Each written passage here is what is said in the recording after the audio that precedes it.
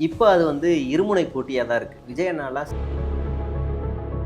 2வது இப்ப இருக்கிற மற்ற கட்சிகள் திமுகவை தவிர்த்து நீங்க ஒரு தொகுதியிலும் தாவேகா உறுப்பினர்கள் அவங்க இருக்காங்களானே தெரியாது. சீமான் அண்ணனுடைய கவலை தான் பெரும் கவலையா இருக்கு. கட்சியில இருக்கவே நினைச்சிருக்கானா விஜய் அண்ணா ஜெயிச்சு விசிகாவில் இருக்க ஒரு 4 மாவட்ட செயலாளர் தூக்கி கடத்தி கொண்டு வந்து போட்டிருந்தீங்கன்னா நீங்க சமீபத்தில் நடந்த போராட்டங்கள் இந்த திமுக ஆட்சிக்கு வந்ததுக்கு விஜய் அண்ணா சொன்னா அது இன்னும் பெரிய கலவரமாயிரும். திருப்பரங்குன்றத்துல அமைதியா இருக்கும். ஏன் அப்ப நீங்க இந்த திருப்பரங்குன்ற விவகாரத்துல மக்கள் பக்கம் நின்னது யாரு? அந்த தர்காவில் நான்வெஜ் வெட்டினாங்க, ஆடு வெட்டினாங்க அப்படின்னு தமிழ்நாட்டுக்குள்ள சங்கி எங்கெல்லாம் கால வைக்கும். வணக்கம். 2026 தமிழக தேர்தல் களம் பயங்கரமா பரபரப்பா போயிட்டு இருக்கு. யார் வின் பண்ணவா, என்ன நடக்க போகுது அப்படின்னு சொல்லிட்டு இன்னும் அது தொடர்பான கூடுதல் தகவல்கள் நமக்கு தெரிய நம்ம கூட ஒரு முக்கியமான நபர் ஜேர்னலிஸ்ட் சே குவாரா இணைந்திருக்காங்க. ஸோ அவங்க கிட்ட கேட்டு நம்ம தெரிஞ்சுக்கலாம். வணக்கம். வணக்கம். ஸோ இப்போ தமிழக தேர்தல் களம் பற்றி பயங்கர பரபரப்பாக போயிட்டு இருக்கு, சூடு பிடித்து விட்டது அப்படின்னு சொல்றாங்க. அது உண்மையா? இப்போதைய தேர்தல் களம் எப்படி இருக்கு? போன 2021 தேர்தலில் 3 முனை போட்டி, 4 முனை போட்டி அப்படின்னு பேசினாங்க. அப்போ அது 2016லையும் பேசிக்கிட்டு இருந்தாங்க. இப்போ அது இருமுனை போட்டியாக தான் இருக்கு. விஜய் அண்ணாலாம் சீன்டே கிடையாது. அவர் ஓரமாக உட்கார வச்சிட்டாங்க அவரை. நீங்கள் அதிகபட்சமாக ஒரு தொகுதியிலையும் ஒரு 10,000 ஓட்டு வாங்கினாலே பெரிய விஷயம். அவ்வளோதான் அவர் வாங்குவார். நீங்கள் ஒரு தொகுதியிலும் தாவேகா உறுப்பினர்கள் அவங்க இருக்காங்களானே தெரியாது. அதனால அவர் சும்மா பேசுவார். 2வது இப்போ இருக்கிற மற்ற கட்சிகள் திமுகவை தவிர்த்து மற்ற கட்சிகள் எல்லாருக்குமே அவங்களுடைய கடந்த தேர்தலுடைய வாக்கு வங்கியை தக்க வச்சுக்கிட்டா போதும். அந்த நிலைக்கு போயிட்டாங்க. நீங்க 2021 தேர்தலில் எடப்பாடி பழனிசாமி இந்த நேரத்துலலாம் பம்பரமா சொல்ல ஆரம்பிச்சிட்டாரு, கடுமையா வேலை செய்ய ஆரம்பிச்சிட்டாரு, பத்திரிகை செய்தியெல்லாம் பயங்கரமா கொடுக்க ஆரம்பிச்சிட்டாரு. 2006-10 நடந்த சட்ட ஒழுங்கு பிரச்சனையெல்லாம் கண்ணு முன்னாடி கொண்டு வந்து காமிச்சுக்கிட்டு இருந்தாரு. இப்போ அவருக்கு அந்த அவசியமே இல்லாத நிலையாயிருச்சு. ஏன்னா ஒருவேளை அவர் ஜெயிச்சிட்டாருன்னா கட்சியும் அவர்கிட்ட இருக்காது, ஆட்சியும் அவர்கிட்ட இருக்காது. அவர் ஜெயிச்சிட்டா. ஏன்னா முதுகுல ஏறி வேதாள மாதிரி உட்கார்ந்துருக்காங்க பாஜக. அப்ப என்ன செய்யும்னா ஆட்சியில பங்கு கொடுக்கணும். நீ ஒண்ணு பண்ணுன்னு ஆட்சியிலையும் உங்க பங்கு கொடுத்துருவாங்க. சரி கொடுத்துட்டியா, அப்ப 2.5 வருஷம் நீ சிஎம் ஆறு, அடுத்த 2 வருஷம் நாங்க இருக்கோன்னுவாங்க. ஒண்ணு பண்ணலாம், ஃபர்ஸ்ட் நாங்க சிஎம்மா இருக்கோம், அப்புறம் நீ சிஎம் ஆறுன்னுவாங்க. 2 வருஷம் நாங்க இருந்துட்டோம், மீதி இருக்க நாங்களே இருந்துக்கிறோம் கிளம்புன்னு. எப்படி மகாராஷ்டிராவில் நடந்துச்சோ, சிவசேனாவை பத்த வச்சாங்களோ அந்த மாதிரி எடப்பாடியை ஒழிச்சு விட்டுருவாங்க. அது அவருக்கு தெரிஞ்சிருச்சு. அதனால இவருக்கு என்னன்னா, போன வாட்டி 66 ஜெயிச்சோம், அதுலயும் 3 எம்எல்ஏ 4 எம்எல்ஏ நம்ம கூட இல்ல, அதே 66 ஜெயிச்சா போதும் அப்படின்ற நிலைக்கு எடப்பாடி வந்துட்டார். இல்லைன்னா அவர் நேரம் பம்பரமா சொல்லிட்டு வேலை, அவருக்கு தெரிஞ்சிருக்கும் நம்ம கிட்ட களம் வந்துருச்சு அப்படின்னு. பெருசா அட்வர்டைஸ்மெண்ட் எதுவும் பண்ணாம ரொம்ப சிம்பிளா அவருடைய வேலையை ஓட்டிட்டு இருக்காரு. அடுத்ததா அவ்வளவுதான். பாஜகவை பொறுத்த வரைக்கும் தமிழ்நாட்டுல 4 சீட்டு தேவையில்லை, திருப்பரங்குன்றத்துல ஜெயிச்சா போதுன்ற மோட்டிவ்ல தான் ஓடிக்கிட்டு இருக்கானுங்க. மற்றபடி அவங்களுக்கு எதுவும் தேவையில்லை. திருப்பரங்குன்றத்தை எப்படியாவது நம்ம பாஜக கையில கொடுத்துட்டு நாமளும் ஒரு மத்திய அமைச்சர் பதவி வாங்கிட்டு தனியாக முடிச்ச இந்த மாநில தலைவர் பொறுப்பு வேணான்னு நாயனா நாகேந்திரன் ரொம்ப தீவிரமா திருப்பரங்குன்றத்தை மட்டும் கவர் பண்ணி யோசிச்சுக்கிட்டு இருக்காரு. அவ்வளவுதான் அவங்களுடைய நிலை. சீமான் அண்ணனுடைய கவலை தான் பெரும் கவலையா இருக்கு. 8ல இருந்து ஒரே 1% அதிகமானா போதும், அதுக்கு மேல நமக்கு தேவையே இல்லை. ஏன்னா 8க்கு கீழே போயிட்டா சின்ன பையன் நம்மளை காலி பண்ணி அசிங்கமாயிருச்சே, 15 வருஷம் அரசியல் கேள்விக்குறி ஆயிடுச்சேன்னு சொல்லிடுவாங்களே அப்படின்றனால அவர் 1%க்காக தான் இப்ப மும்முரமா வேலை செய்யறாரு. அதுவும் ஆடு மாடு மாநாடுலாம் நடத்திட்டு இப்பதான் மனுஷ மாநாடு நடத்த வந்திருக்காரு. ஸோ அப்ப அவர் ஒரு நிலையில ஓடுறாரு.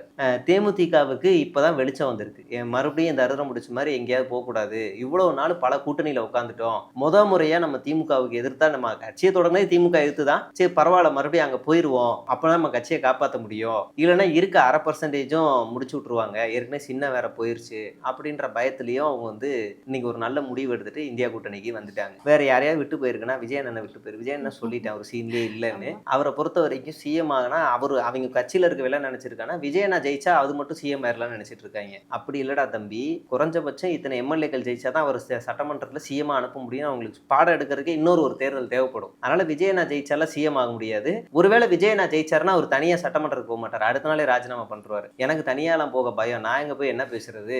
எழுதி கொடுத்தாலும் அசிங்கப்படுத்திடுவாங்க.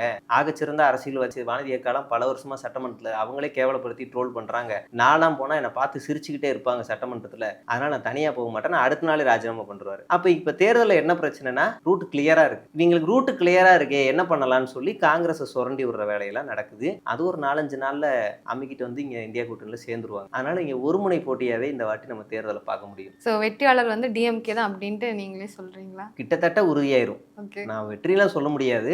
ஏன்னா இவங்க எதிரில் வந்து ஸ்ட்ராங்காவே இல்ல. ஒரு விஷயத்தை எதிர்த்து திமுகவை எதிர்க்க தெரியல. உண்மையா திமுகவை எதிர்க்க தெரியல. விஜயண்ணா வந்து நீங்க அதிமுகவில் இருக்க நிர்வாகிகளை தூக்கி கட்சிக்குள்ள போறதுக்கு பதிலா கம்யூனிஸ்டுகள்ல இருக்க ஒரு 4 மாவட்ட செயலாளர் தூக்கி உங்களுக்குள்ள போட்டிருந்தீங்கன்னா எப்படி அரசியல் செய்யணும்னு அவங்க சொல்லி கொடுத்துருப்பாங்க. எப்படி ஃபிளாப் எல்லாம் சரி பண்ணணும்னு சொல்லி கொடுத்துருப்பாங்க. விசிகாவில் இருக்க ஒரு 4 மாவட்ட செயலாளர் தூக்கி கடத்தி கொண்டு வந்து போட்டிருந்தீங்கன்னா எப்படி திமுகவை எதிர்க்கணும்னு சொல்லி கொடுத்துருப்பாங்க. எதுக்கும் ஒன்னுத்துக்கும் பிரயோஜனம் இல்லாம ஃபீல்ட் அவுட் ஆன ரிட்டையர் ஆன அரசியல்வாதிலாம் உள்ள தூக்கி போட்டுக்கிட்டு நானும் அரசியல்வாதின்னு சொல்லிக்கிட்டு இருந்தா ஒன்றும் ஆகாது. ஃபீல்டில் எதிர்கட்சின்றவங்க எதிர்கட்சியா செயல்படணும். நீங்க சமீபத்தில் நடந்த போராட்டங்கள், இந்த திமுக ஆட்சிக்கு வந்ததுக்கு அப்புறம் நடத்தின போராட்டங்களுடைய எண்ணிக்கையில பார்த்தா அதிகமா செங்கோடி இருக்கும், அது கூட்டணியில இருக்கு. அதிகமா விசிகா இருக்கும், அதுவும் கூட்டணியில இருக்கு. வேற யாரா அதிகமா போராட்டம் நடத்துறாங்கன்னு பார்த்தா வேற யாருமே இல்லை. அப்ப விஜயனா கூடிய எங்க பார்க்கலாம்னா எவனாவது ட்ரிப்பு போகும்போது மலை மேல கொடியில வச்சிருப்பான், மலை மேல வச்சிருப்பான், இல்ல கடலுக்குள்ள போய் சம்பந்தம் இல்லாம சொல்லிட்டு வருவான். தம்பி அங்க ஓட்டுலாம் இல்லடா, அங்க ஏண்டா பண்ற, வியூஸ் வருதுல, ஓ சரி சரி அவ்வளவுதான். அதிமுக கொடி எங்க இருக்குன்னு பார்த்தா 4 இடத்துல பார்க்கலாம். 4 பேர் கையில வச்சிருக்கான், என்கிட்ட தான் ஒரிஜினல் கொடி இருக்குன்னு காட்டுறான். அப்ப எங்க தான் இப்ப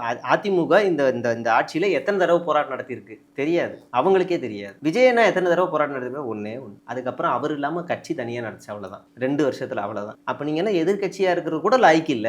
நீங்க அப்படி ஓரமா நில்லுங்க, இவங்க மட்டுமே பார்த்துப்பாங்க. ஃபீல்டு ரொம்ப கிளியரா இருக்கு. இவன் எதிர்க்கிறான், இவன் ஏதோ புதுசா பேச வரானாவது பார்க்கணும்ல.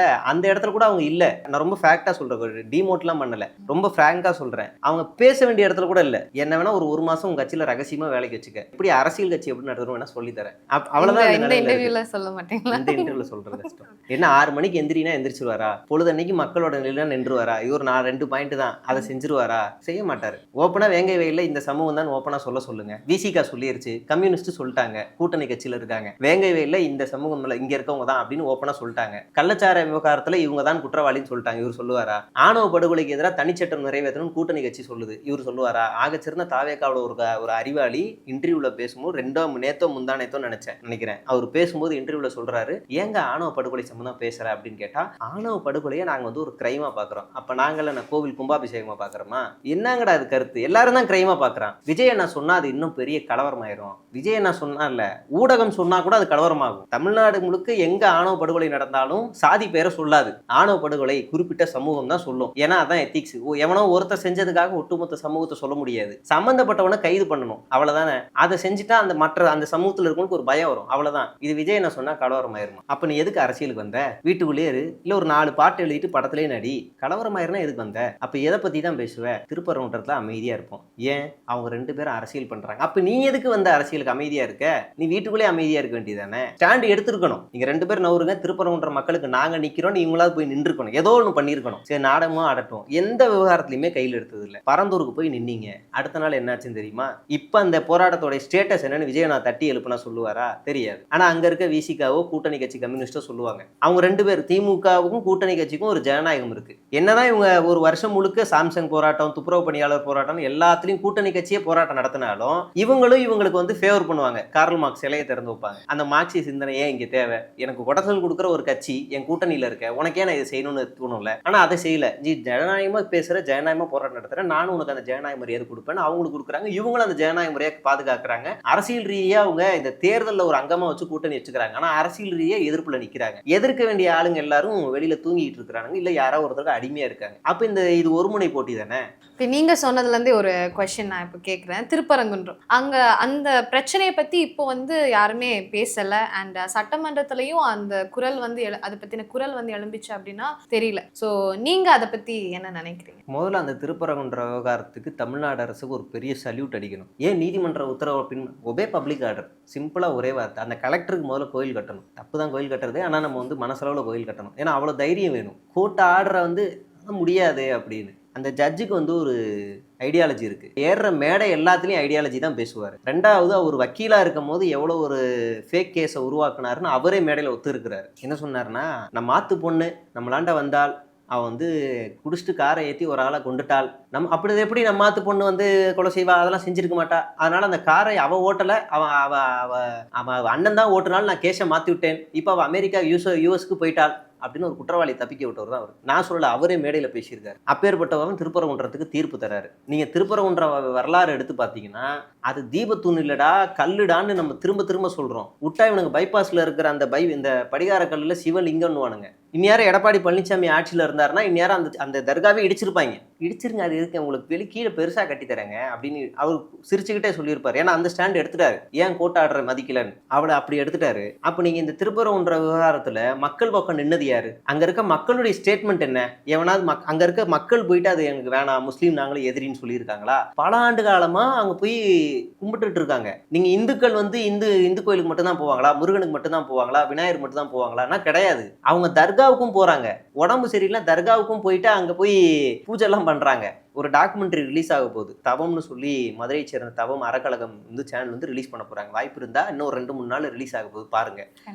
அந்த ஒட்டுமொத்த திருப்பரங்குன்ற மக்களுடைய ஸ்டேட்மெண்ட் அவர் சொல்லியிருப்பாரு. ஒட்டுமொத்த ஸ்டேட்மெண்ட் அவர் சொல்லியிருப்பாரு. தர்காவில் ஒரு கொடியேற்ற ஒரு நிகழ்ச்சி நடக்கும், அதுக்கு மாடு கொடுக்கறது இந்துவை சேர்ந்தவர், இந்து சமூகத்தை சேர்ந்தவர். அந்த தர்காவில் நான்வெஜ் வெட்டினாங்க, ஆடு வெட்டினாங்க அப்படின்னா இந்துக்கள் எல்லாரும் போய் சாப்பிட்றான், மலை மேலேயே சாப்பிட்றான். இவ்வளவு நாள் சாப்பிட்டுக்கிட்டு இருந்தான். எவனோ ஒரு சங்கி பையன் வந்து சொன்னாங்கிறதுக்காக அதை நீங்க நிறுத்தினது ரொம்ப பெரிய தப்பு. அதை மறுபடியும் கொண்டு வரணும். நான் மதுரைக்காரன், நான் எப்பவுமே அந்த மலையை நான் அப்படி பார்த்ததே இல்லை.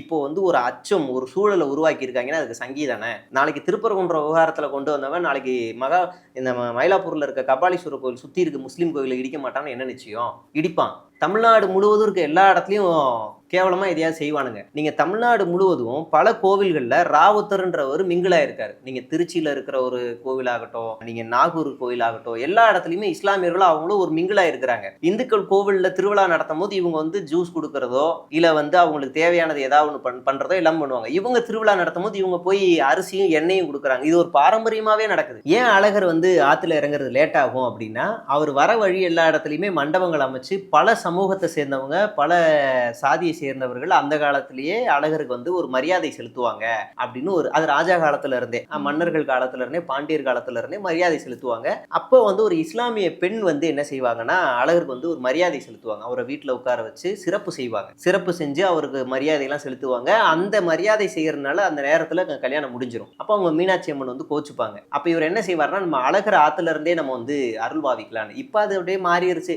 அவர் வந்து இஸ்லாம் பெண்ணு வீட்டுக்கு போயிட்டாரு, தீட்டாயிருச்சு அப்படின்னு மாத்திட்டாங்க. அது மாத்தினது நடுவில் ஒரு சிலர் தான் மாத்தினது. ஆனா அது வந்து என்னன்னா இஸ்லாமியர்களுக்கும் இந்துக்களுக்கும் மதுரையில இருக்கிற உறவு. இப்ப இதை இவங்க கெடுக்கிறதுக்காக வந்திருக்கானுங்க. அப்ப திருப்பரங்குன்ற மட்டும் இல்ல, தமிழ்நாட்டுக்குள்ள சங்கி எங்கெல்லாம் காலை வைக்குதோ அங்கெல்லாம் அடிச்சு விரட்டணும். இந்துக்கள் அடிச்சு விரட்டணும். இஸ்லாமியர்கள் வச்சா அவனுக்கு கலவரமாக்குவானுங்க. ஒவ்வொரு வீட்டுல இருக்க முருக பக்தரும் விரட்டணும். ஏன் விரட்டணும்? நீ வந்து என் முருக பக்தனை கரெக்டா சொல்ற ரைட்டு, நீ வா என்னோட ஐயனார் கோவில் வந்து பூஜை பண்ணுவா, நாமும் பட்டையை போட்டு வந்து பூஜை பண்ணுவா, இல்ல உன் கோவிலுக்குள்ள என்ன விடுவியா? அப்புறம் என்ன வேணா இல்லைன்னா நீ என்னோட முருகனுக்கு அழகு குத்துவியா? நீ எச்ராஜா குத்துவாரா? மோடி அமித்ஷா குத்துவாங்களா? தீ சட்டி எடுப்பாங்களா முருகனுக்கு? இல்ல வந்து தீ மிதிப்பாங்களா? இதெல்லாம் எங்க வேண்டுதல்? இல்ல முதுகுல குத்திட்டு தோல்ல தூங்கிட்டு தலையில தொங்குவியா முருகனுக்கு வேண்டிக்கிட்டு? அதெல்லாம் நீ செய்ய மாட்ட. ஏன் செய்ய மாட்டா? அப்ப என் கடவுள் மட்டும் வேணும், நாங்க வணங்குற முதிமுறை வேணாமா உனக்கு? நம்ம திரும்ப இந்த இந்துக்கள்லாம் கேட்கணும், அடிச்சு வரட்டணும். இது அதான் என்னுடைய ஸ்டாண்டு. திருப்பரங்குன்ற விவகாரம் மட்டும் இல்ல, எந்த விவகாரத்திலயுமே சங்கிகளை தமிழ்நாட்டுக்குள்ள விடக்கூடாது. அதுதான் உங்களுடைய